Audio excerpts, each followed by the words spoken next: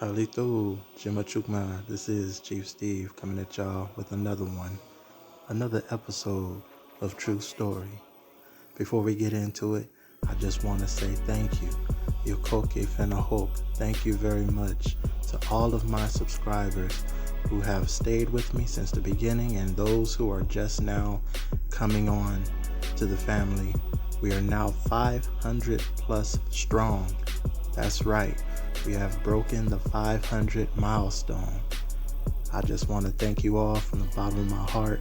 I truly appreciate all of the affection, all of your support, all of the positive words that you guys have given me since the beginning of my journey. And I must tell you, it is truly an honor and a privilege to be a part of your journey.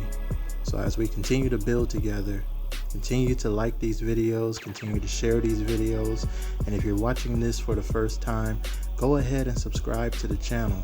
Become a part of this community that's growing with every video that we're putting out, with every truth that we're spreading to our people and to the world. Our community continues to build. So be a part of this building, be a part of this movement. Go ahead and subscribe to the channel, y'all. We got a good one for y'all, so be sure to stay tuned.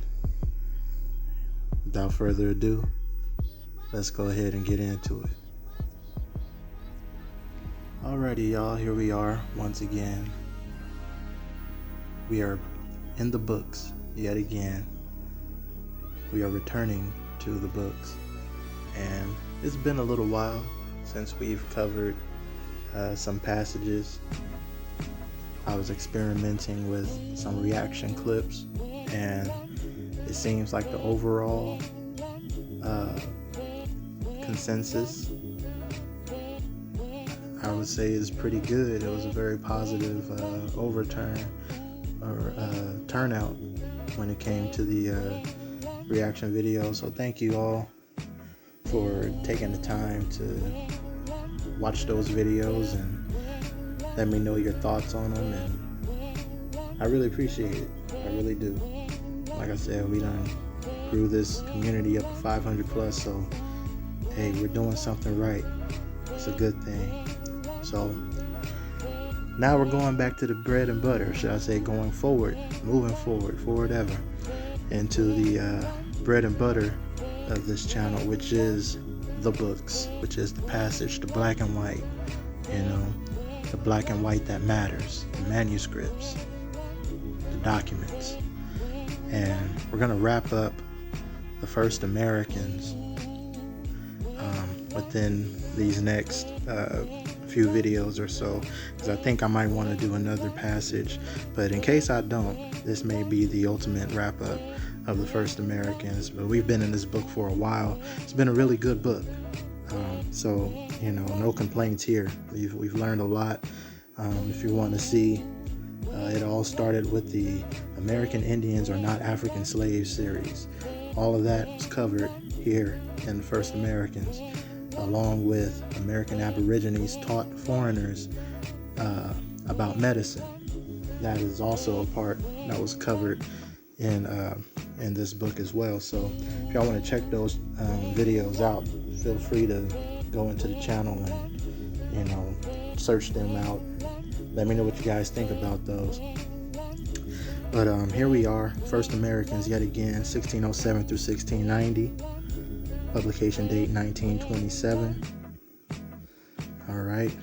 And we're going to be getting into more of the realization that we were the ones who taught them everything that they know about this country, about how to live in this country and this landmass, and just their overall get down. We taught them how to survive out here. It goes beyond just the medicine and the tobacco. I mean, it goes beyond, and we'll get more into it as this passage progresses. So we're going to go ahead and jump right in. We're starting at page 308. I'm going to move down to the second paragraph. All right. So, without further ado, let's get on into it. It says the influence of the Indians upon the life and customs of the colonists was profound. Okay? In every practical concern, the English learned more from the Indians than the Indians learned from them. I'm going to read that again. In every practical concern, the English learned more from the Indians than the Indians learned from them.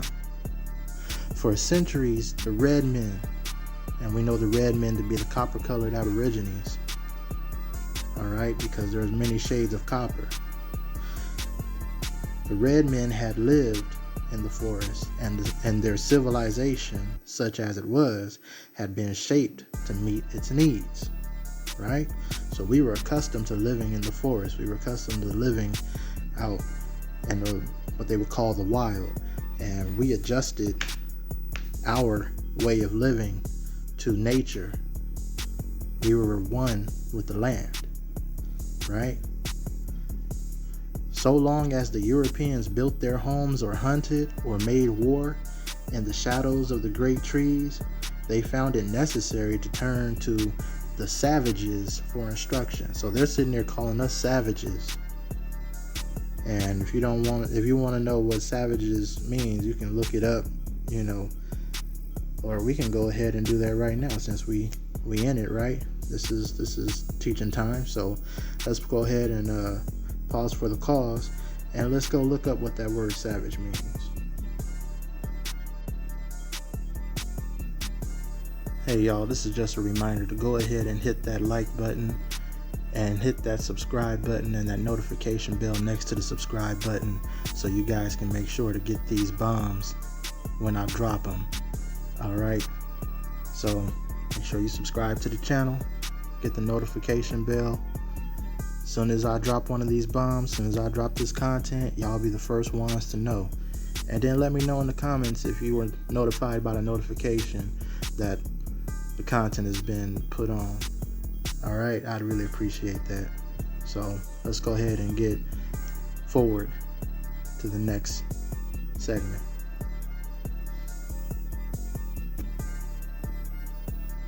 Alright y'all, so this is the definition of a savage according to the Google search. Savage definition. It says it's an adjective of an animal or force of nature, fierce, violent, and uncontrolled. So we were uncontrollable to them, such as packs of savage dogs roamed in the streets. It says of something bad or negative. So they looked at it as something that was great or severely negative. Decision was a savage blow for the town.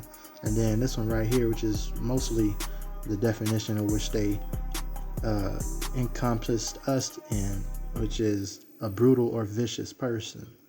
Okay, a brutal or vicious person, somebody that's brutal and vicious.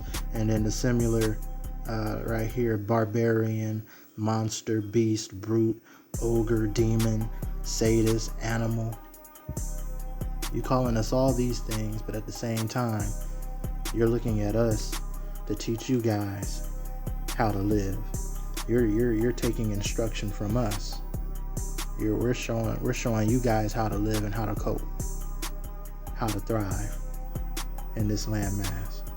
That doesn't sound like somebody that's vicious. That doesn't sound like somebody that's a beast or a monster or barbaric. But that's their way of taking their inferiorities, taking what their inferiorities and projecting them onto us in order for them to look superior. Yet, with their so-called superiority, they wouldn't have that. They wouldn't even be feeling that had they have not learned what they needed to learn from us in order to live and survive. So keep that in mind, all right? So let's go ahead. Sorry, excuse me. I need to drink some water. But let's go ahead and go forward to the book.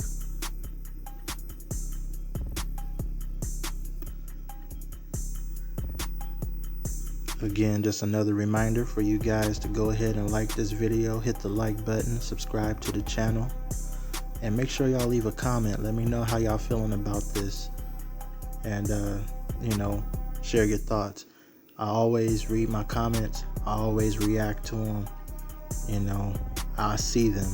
I have to see them, just to make sure that there's no crazies dropping no, weird stuff and everything. So don't be afraid to comment. It's all respect. It's all positivity in the comment section. As long as we're respectful of one another, that's all that matters, all right? So let's go ahead and move forward and get into it. Okay, so it's been established that even though they're learning all of this stuff from us, they consider us the savages, right? But they're turning to the savages, so-called savages, for instruction. Okay. Englishmen and Frenchmen might despise the squalid life of the Aborigine. Of who? The Aborigine. The original copper-colored American. That's here. That was here first. The Aborigine. They might abhor his religion, but in woodcraft, they became his imitators. So when it came to building, when it came to living, when it came to surviving, construction, and making things in order to make ends meet, they turned to us. They imitate. They literally did everything that we did. They literally, like the term monkey see, monkey do. Whatever that monkey is going to look at, whatever that monkey see that person doing, they're going to keep imitating it. And you can look up YouTube videos of, chimpanzees and orangutans and stuff in a zoo. You sit next to them long enough in a zoo, and they on the other side of that window, and you start doing some stuff that they ain't never seen before. They're going to try to copy you, imitate you, because they look at you as what? As the superior being, as one that they can learn from. All right? And hey, we just gonna leave it there. I ain't gonna call nobody out their name, even though they done called us savages. We gonna leave that for the mind to let y'all know what's going on, because that explains a lot about their whole Darwinism theory. They was talking about themselves, but they were projecting their inferiorities yet again on us. So that's why I don't even get mad at racists and stuff when they be, oh, you're a monkey, you're this, you're that. Nah, the monkey see, monkey do. And according to this, who was imitating who? Right.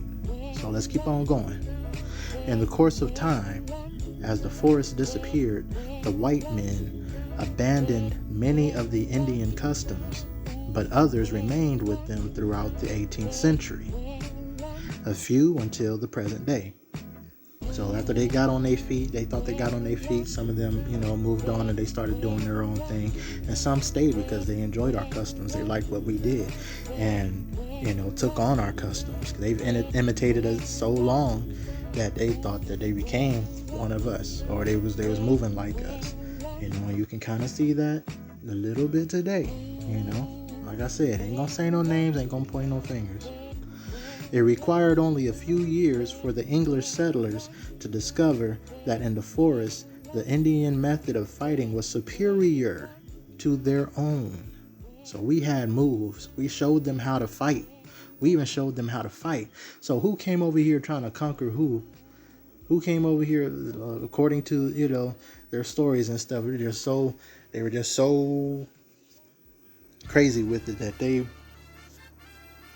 slaughtering people left and right. They were, just destroying the indigenous people and just making everybody their slave, right? No, it wasn't going down like that. We're the ones that taught them how to fight.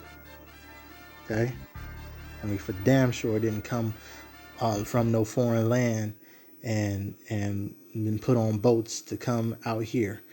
No, they didn't even know how to fight. So how was that even gonna work?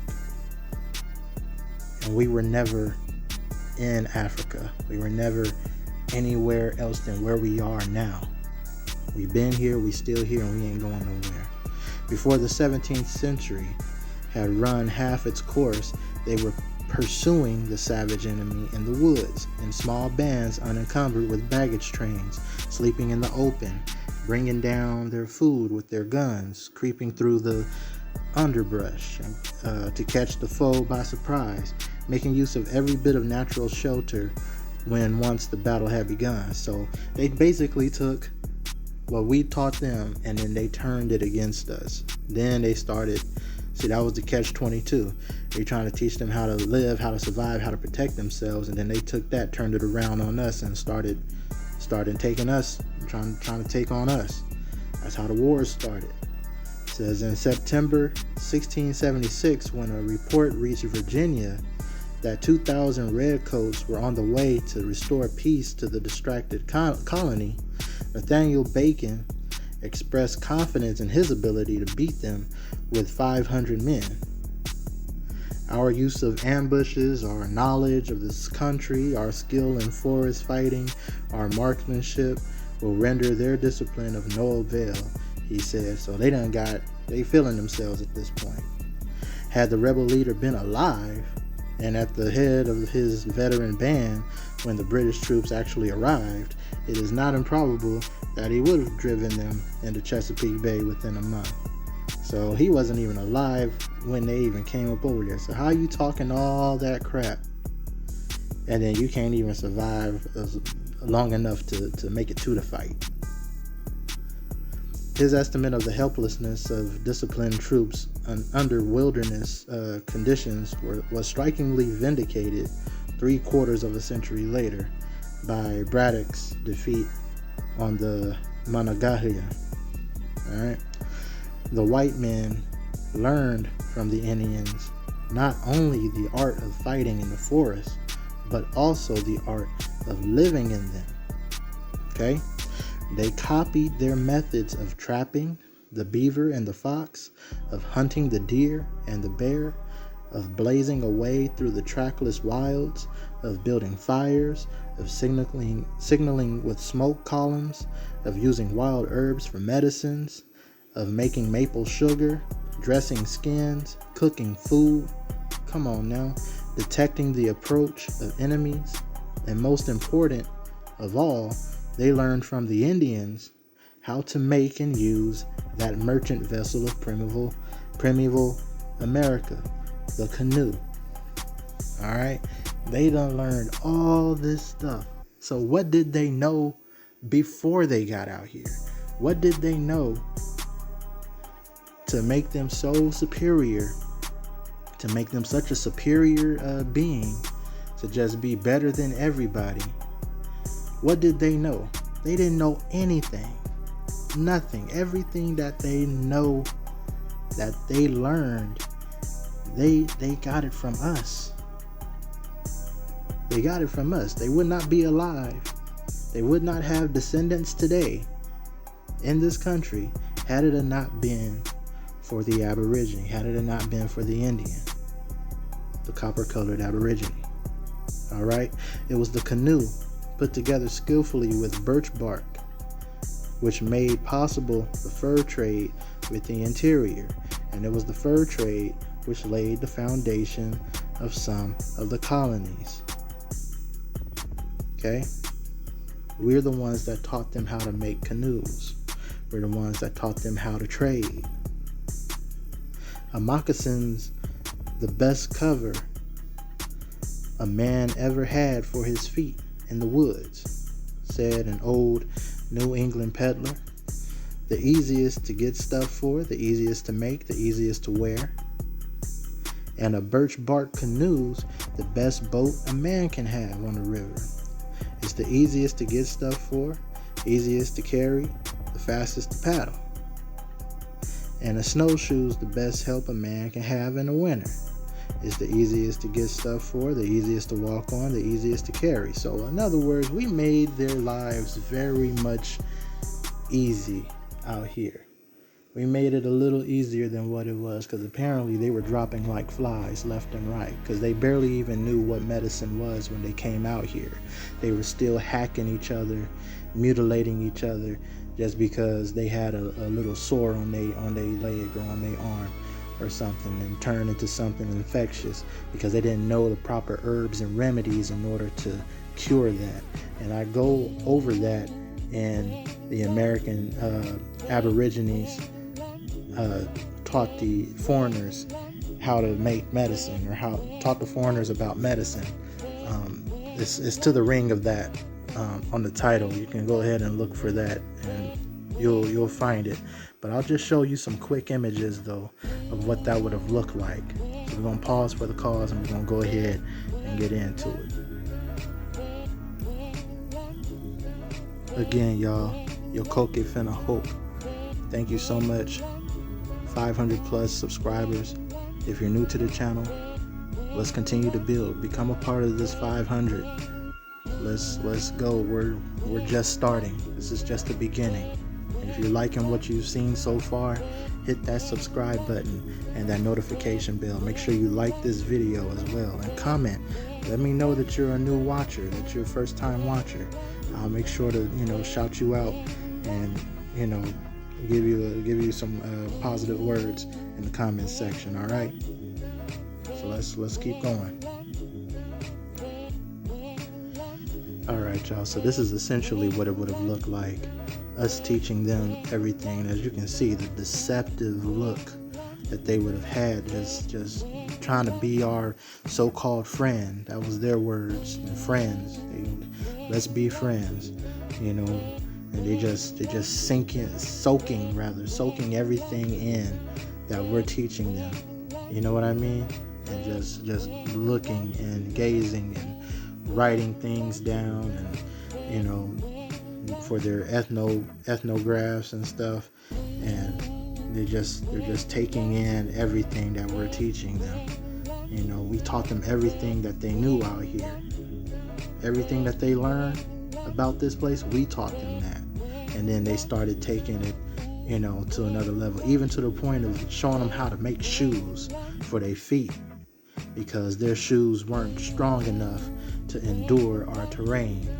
Our people even went as far as showing them how to make shoes, how to cover themselves, how to shelter themselves, the necessities, the bare necessities. We showed them how to do these things, and they came in with a smile on their face, and we'll learn everything that we need to know from you, and we just want to live in harmony and this and that and the other. And as soon as they got enough know-how, they started turning against us, as you'll see a little later on in the book. And as you saw at the beginning as well, they told you that they were coming after our people. After we taught them how to fight, they started doing surprise attacks and stuff on us. All right, so yeah, these are some few images and stuff. And if you guys want me to make some of these images available for y'all, let me know, in the comments, and I'll try to work on a store or something to help y'all out with that. But yeah, they came with open arms, you know what I mean, and trying to, let's be friends.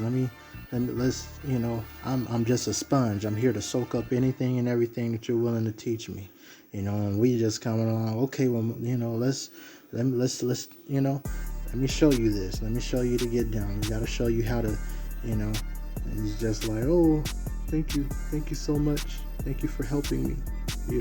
I couldn't be here without you. I couldn't have done it without you. I don't know where I'd be without you.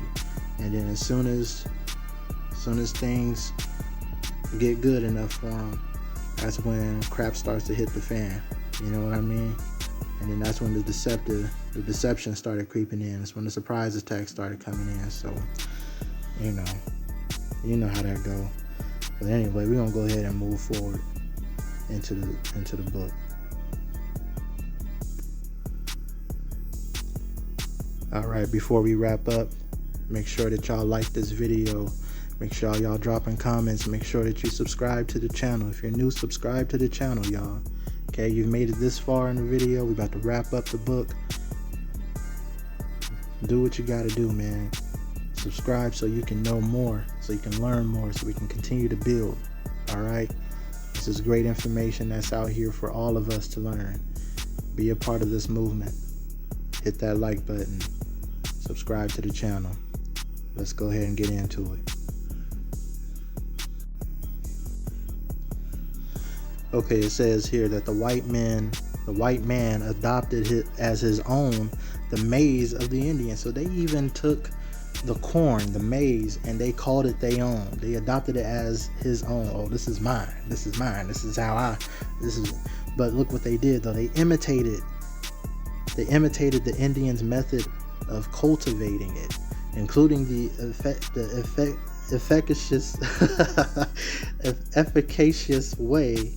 efficacious herring and the seed hill.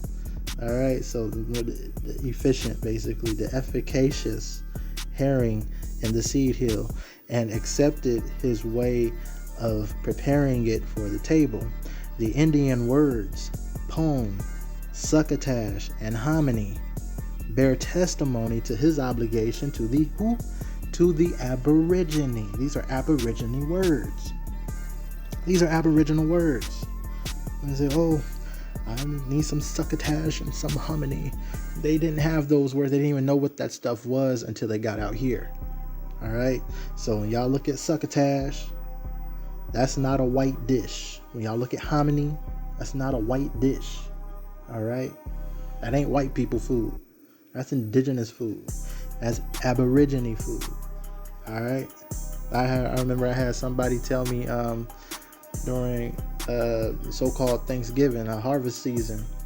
I was talking about pumpkin pie, and they were like, "Oh, well, I'm more of a sweet potato pie person." I'm like, "Okay, well, that's cool. Don't think any less of pumpkin pie, because that's squash. That's something that we would have been eating, that we would have had. If anything, we'd have been eating more of that than potato, But hey, sweet potato is ours too. You own both of them.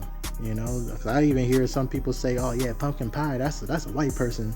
White people eat pumpkin pie, and us black people, so-called black people, we eat sweet potato pie, and this and that and the other." But I'm telling you, they're both Aborigine, indigenous dishes. Pumpkin pie is just as indigenous to this place as sweet potato pie. It's part of the culture, very much a part of the culture. Okay, on both sides here. All right, so anyway, just had to get that out there because I really like pumpkin pie. So I was a little touched by that. I had to set the record straight. I could use some pumpkin pie right now, shoot. But anyway, the early settler, in imitation of the Indian, often heated water by dropping hot stones in it. In imitation of the Indian. So motherfuckers didn't even know how to boil water. I'm sorry, but they didn't even know how to make water hot. Okay? He lighted his cabin with the pine knot torch. So I'm sure that's like a pine knot torch. It's a torch that's made with pine that you light and make it something you can see. We helped them see at night. So they caught fish in a fishware. They didn't even know how to catch fish. They didn't know how to make stuff to catch fish, and we showed them how to do that. And solaced his idle hours by what? By smoking the Indian weed. What is the Indian weed? The Indian weed back then was called tobacco. And somebody even pointed it out to me as well, and I knew this, because it's mostly in the southeastern area. Marijuana is an indigenous plant, and then on the west as well. Marijuana is very much indigenous to this landmass than anywhere. And I know, like they like to say that, the Chinese brought that over here, or the British brought that over here, or this and that and the other. That's bullshit, man. Because it's been proven in different documents that marijuana has been here since the beginning. Okay, that's the hemp. That's what that is, hemp. We've had hemp out here. Had hemp out here. It grows wild, especially out here on the West Coast where I'm at. We have nothing but that out here, and we got the best. All right, yeah, I said it. West Coast, California, we got the best out here. All right, call me out on it if you want to. I dare you. I challenge you. But anyway, it's the Indian weed. They even started smoking the weed. They even started smoking tobacco. And they called it what? Indian weed. Unfortunately, many of the frontier dwellers copied the Indians' vices as well as his useful arts. That's what they would say. And it says at times they repaid treachery with treachery, cruelty with cruelty. All right, so they, like I said, they started turning against us. The backwoodsman whose wife had been scalped before his eyes or whose children had been carried off into captivity was not slow to take a terrible revenge whenever the opportunity presented itself. And you know why? It was still war. Even though we were teaching those that we thought that, was cool enough to learn, it was still a war going on. All right, these are still foreigners invading our land. And we did the proper things necessary to keep them in check. But once they started learning our ways and started learning how to fight and how to protect themselves against us, then they started turning on us even more. They started incorporating that into their warfare. So, and blame who you want to blame. Bottom line is, it went down, it happened.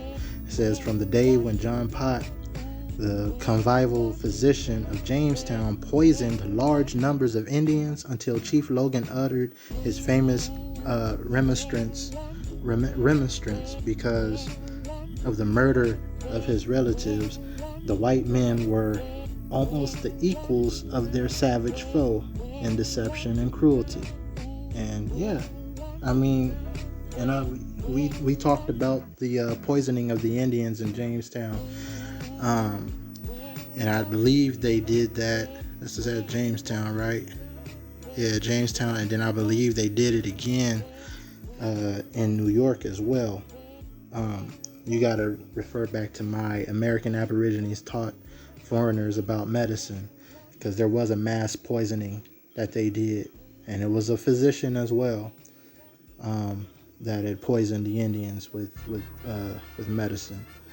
All right, so that was a large blow to the population within that certain area, that region, and it just did nothing but flare up more war.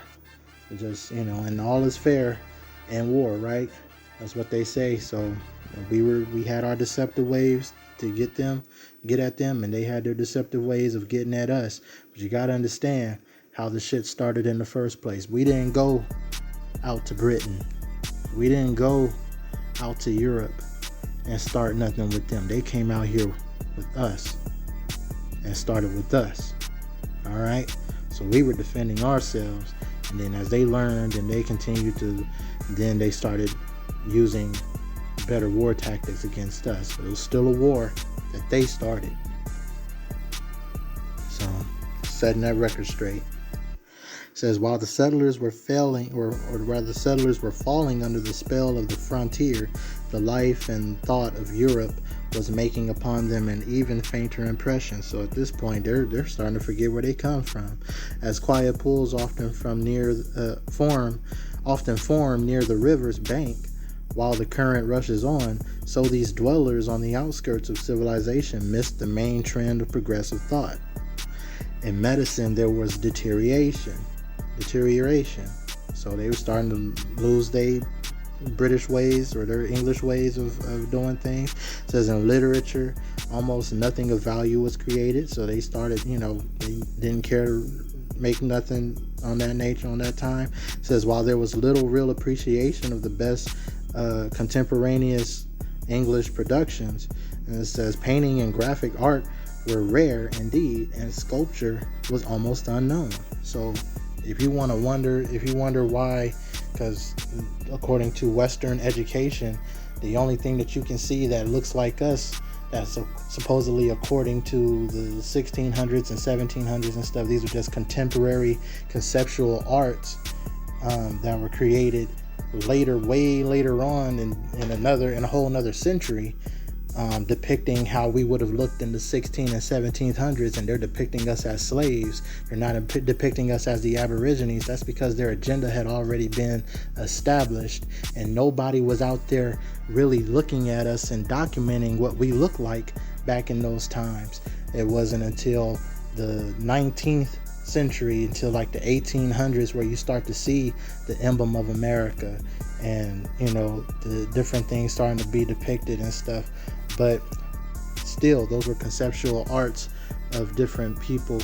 It wasn't actual, you didn't actually start seeing portraits and paintings until later on. But during this time, particularly in the 1600s, when they wanted to say that they brought all the African slaves out here, you don't see any kind of art or any kind of painting of any kind of African slaves or nothing like that. None of any actual people. You just see conceptual art that was made way longer, way further down the line, and that's how you know it was BS, because if you look at the black and white words, you look at the scripts, you look at the documents, it clearly tells you who the copper-colored Aborigines were and what they look like and who they are today. All right.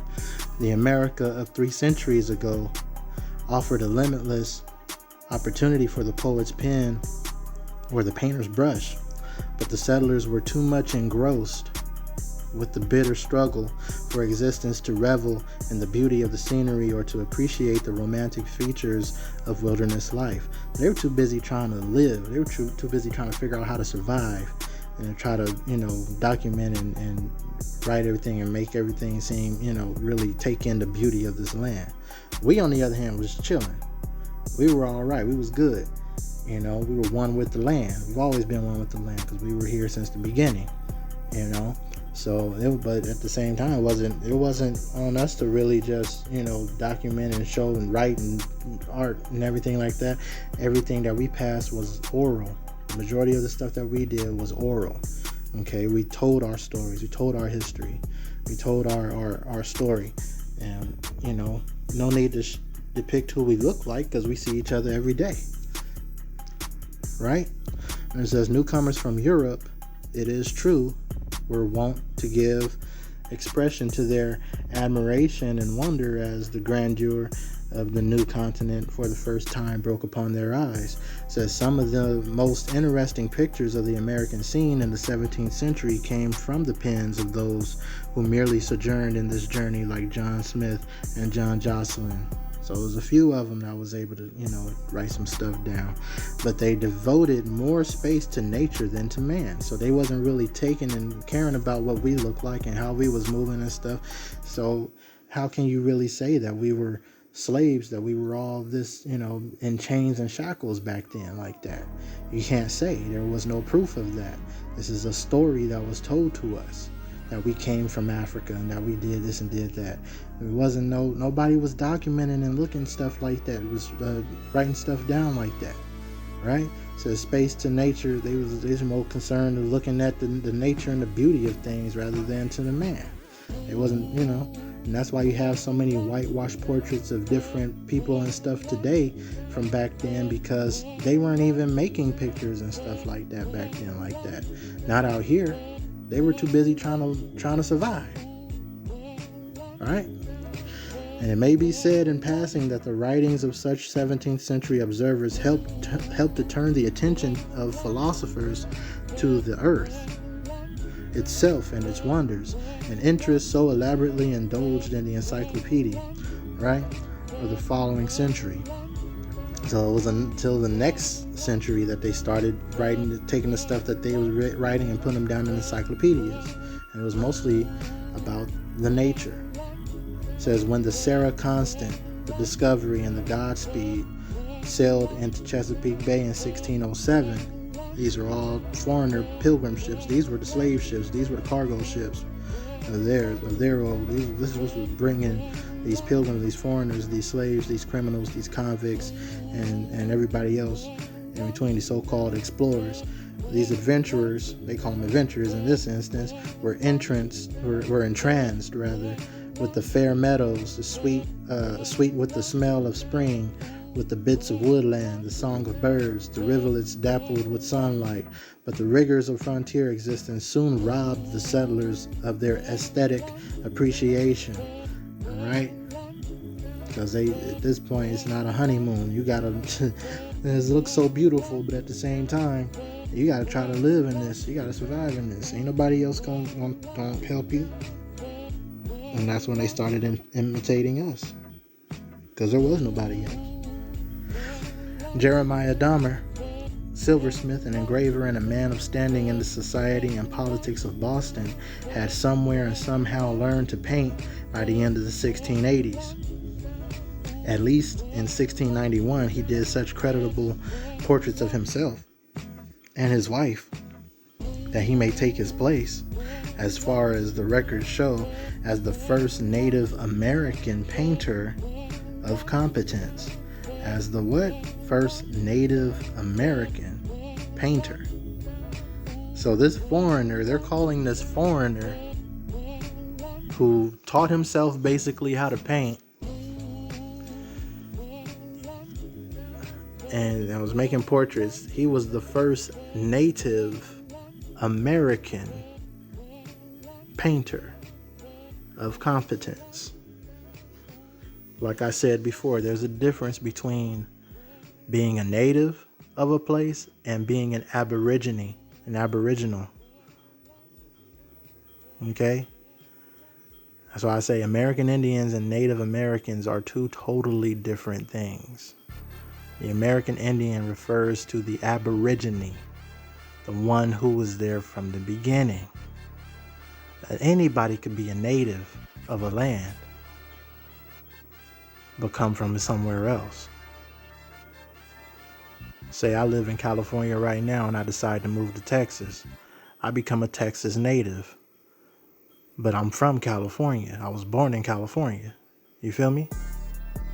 So, I mean, you got to look at it in ways like that. That's why, I don't even get into it. I don't even get into it with those who try to call us out of our name or say that we aren't who we say we are. The bottom line is that nobody's trying to be like y'all. Nobody's trying to be like y'all. Why would I be like someone who just got here when I've been here since the beginning? It's no, yeah. Well, anyway, let me stop. So I ain't trying to get into all that. He had few rivals, all right? The vast leafy ocean stretching out as far as the eye could see seemed to the settlers only a tremendous barrier to settlement. The picturesque savages, again, there's that word, calling us brutes, calling us animals, but these are the same brutes and so-called brutes and animals that you've learned everything that you've known how to survive. You've learned from, again, when you see savages, when they call us that, they even call us savages today. When they call you out of your name and they throw these different bywords and slurs at you, just know that these are projections. These are self-projections from them.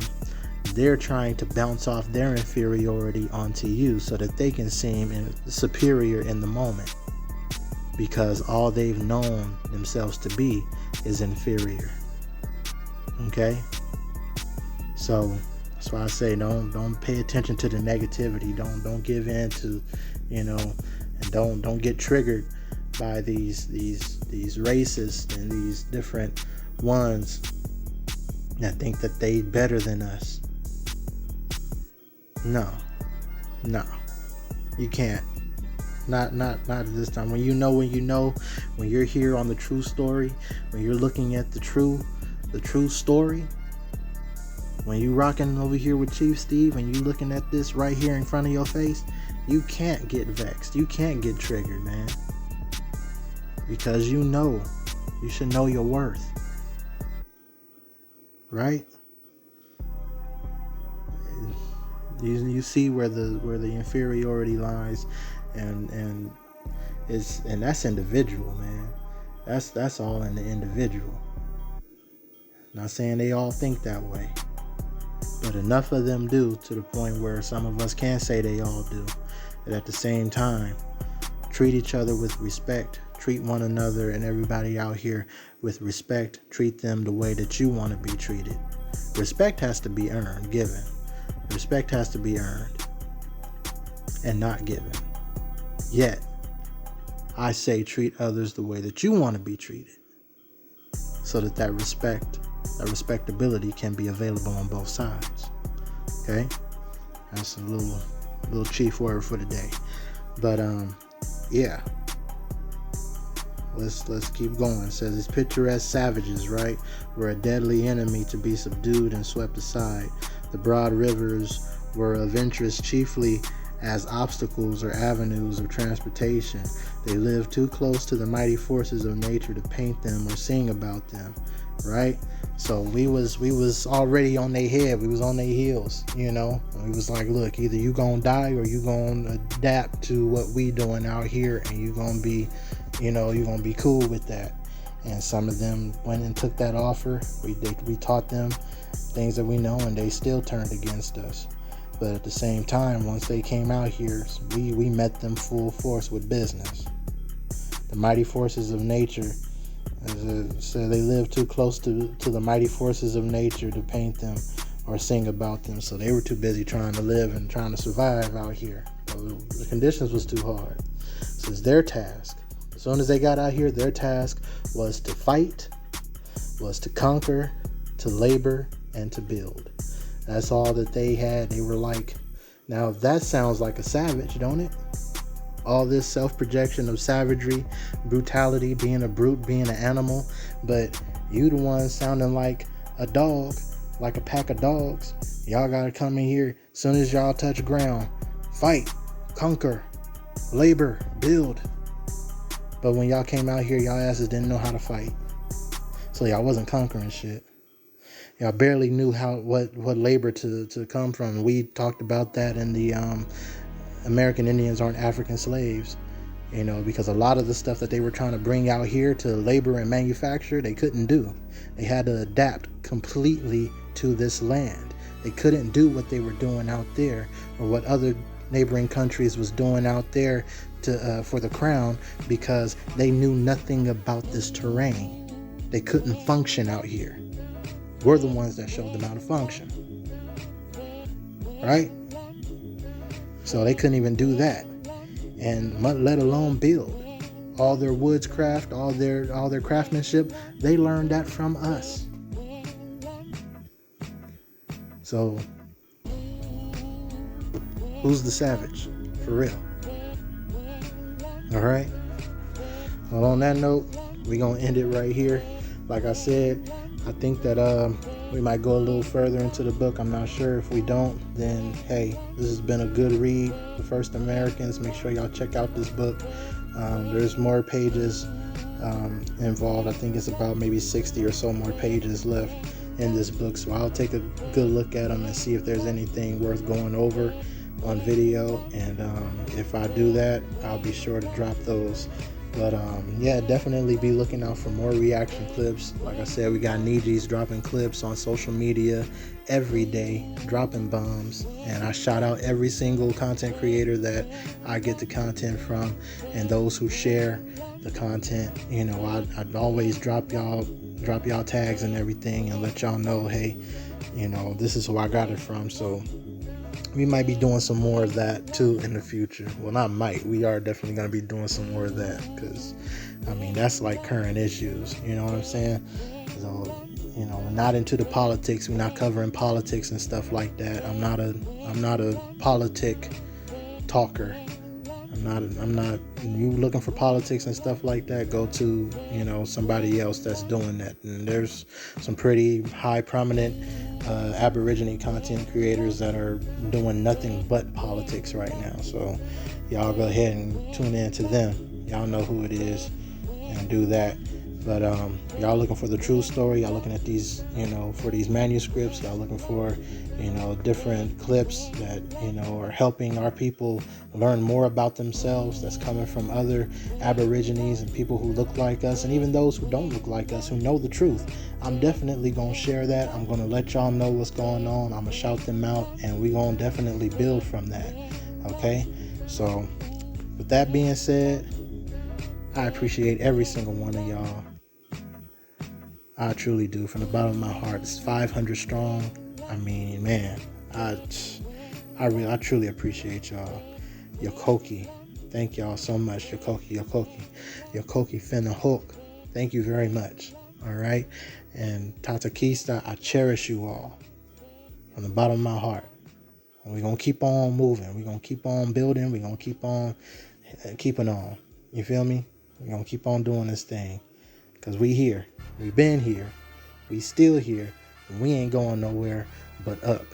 We're just going to keep on moving, y'all.